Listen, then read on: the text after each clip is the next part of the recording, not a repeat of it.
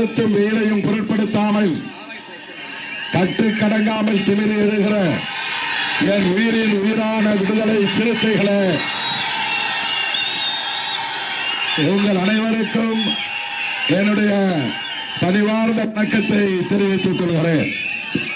விருத்தாசலம் சட்டமன்ற தொகுதியில் வேட்பாளராக போட்டியிடும் நமது வெற்றி வேட்பாளர் மறைந்த தலைவர் அண்ணன் கேப்டன் விஜயகாந்த் அவர்களின் அருமை துணைவியார் திருமதி பிரேமலதா விஜயகாந்த் அவர்களை முரசு சின்னத்தில் வாக்களித்து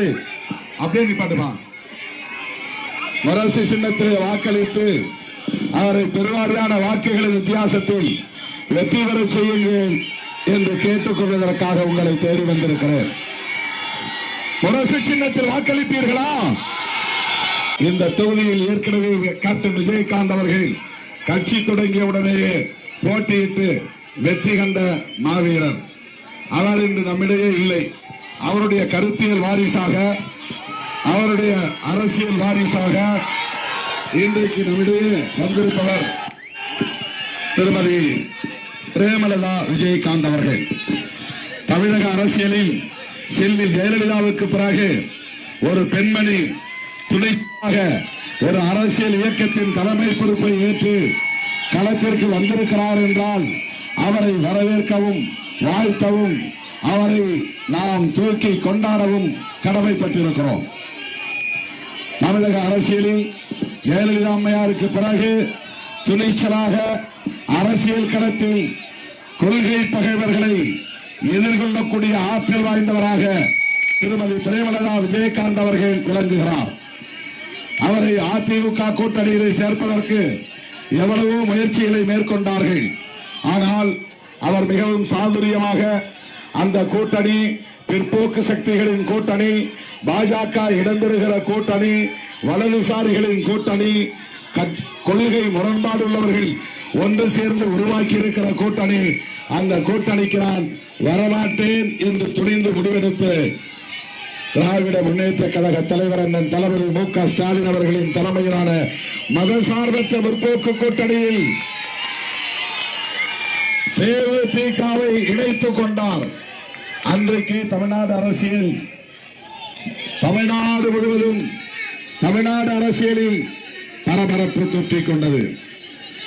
தேமுதிக எப்படியாவது அதிமுக பக்கம் போக வேண்டும் என்று பலரும் கனவு கண்டு கொண்டிருந்த வேளையில் அவர்களின் கனவிலே மண்ணை எள்ளி தூங்கிவிட்டு நாங்கள் மதசார்பற்ற அணியில் தான் இருப்போம், திமுக தலைமையிலான கூட்டணியில் தான் இருப்போம், விடுதலை சிறுத்தைகளும் அங்க வகிக்கக்கூடிய இந்த கூட்டணியில் தான் நாங்கள் பயணிப்போம் என்று அவர் முடிவெடுத்தது ஒரு துணிச்சலான முடிவு.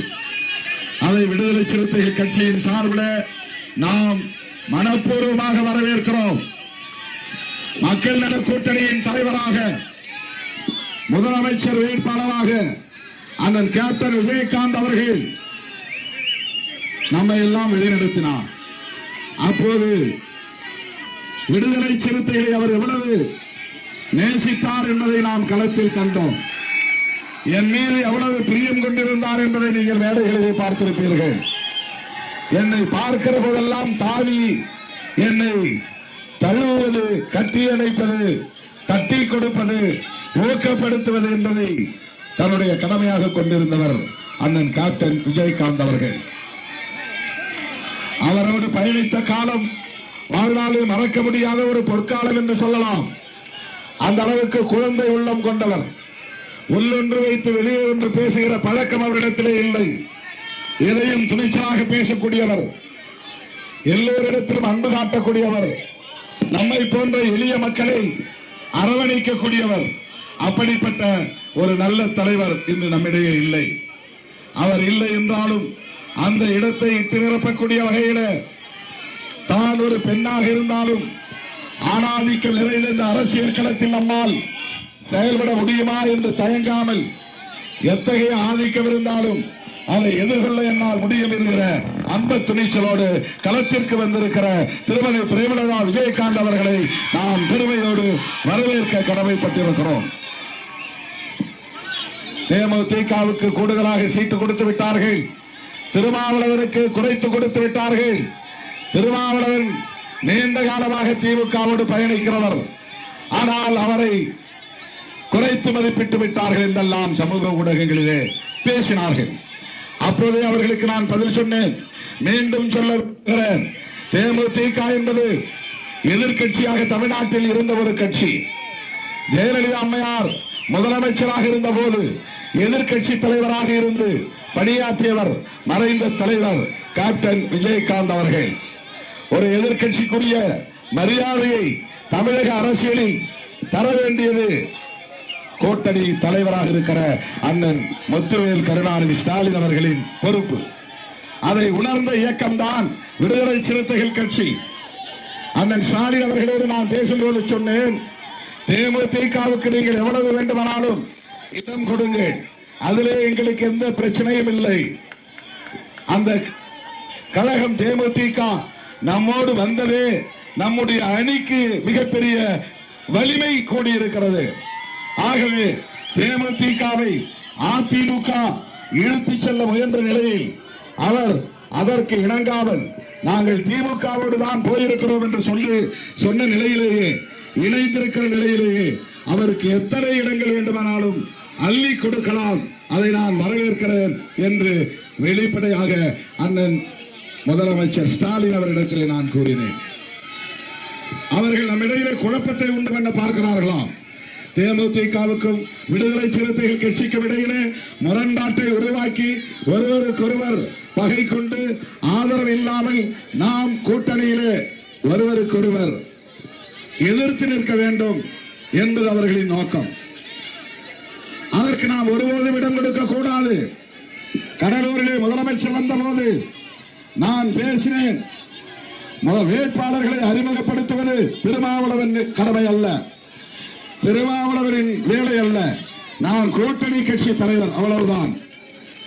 கடலூர் மாவட்டத்தில் 9 தொகுதிகளில் 2 தொகுதிகளை விடுதலை சிறுத்தைகளுக்காக அண்ணன் ஸ்டாலின் அவர்கள் ஒதுக்கி இருக்கிறார்.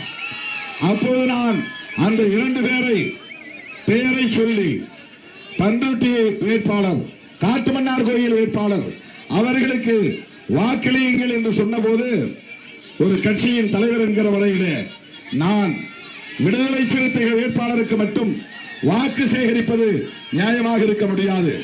ஆகவே குறிஞ்சிப்பாடியில் அண்ணன் MRK, திட்டக்குடியில் அண்ணன் CV கணேசன், நெய்வேலியில் சபா ராஜேந்திரன், கடலூரில் சந்திரசேகர், புவனகிரியில் சரவணன், சிதம்பரத்தில் தமிழ்மோன் அன்சாரி என்று நம்முடைய கூட்டணி கட்சி வேட்பாளர்களை எல்லாம் அறிமுகப்படுத்துகிற போது விருத்தாசலத்தில் திருமதி பிரேமலதா விஜயகாந்த் என்று சொன்னேன்.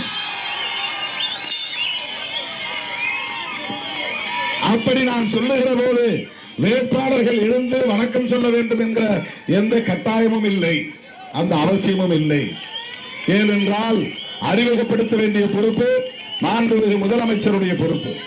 அவர் அறிமுகப்படுத்துகிற போதுதான் முறைப்படி எல்லோரும் எழுந்து நின்று வணக்கம் சொல்ல வேண்டும், அதுதான் மரபு. ஆனால் ஏதோ நான் சொல்ல போய் அவர் என்னை மதிக்காமல் சிரித்துக் கொண்டே அமர்ந்திருந்தார், திருமாவளவனை அவமதித்து விட்டார் என்று வதந்திகளை பரப்பினார்கள், அவதூறுகளை பரப்பினார்கள். கேப்டன் விஜயகாந்த் அவர்களுக்கும் திருமாவளவனுக்கும் இடையிலான நட்பை பற்றி அறியாதவர்கள் பேசுகிற பேச்சு. விடுதலை சிறுத்தைகள் கட்சிக்கும் தேமுதிகவுக்கும் இடையில் உள்ள நட்புறவை அறியாதவர்கள் பேசுகிற பேச்சு. அண்ணன் கேப்டன் விஜயகாந்த் அவர்கள் இறந்த போது அவருடைய உடலுக்கு நான் மரியாதை செலுத்துவதற்காக தேமுதிக அலுவலகத்திற்கு சென்ற போது என்னை வரவேற்றவர் நம்முடைய திருமதி விஜயகாந்த் அவர்கள். என்ன நடந்தது என்பதை என்னோடு பகிர்ந்து கொண்டார். அவருடைய துக்கத்தை நாமும் பகிர்ந்து கொண்டோம். ஆகவே எனக்கும் திருமதி பிரேமலதா விஜயகாந்த் அவர்களுக்கு இடையில் எந்த முரண்பாடும் இல்லை, இடைவெளி இல்லை, பாகுபாடு இல்லை, அவமதிக்க வேண்டிய அவசியம் இல்லை.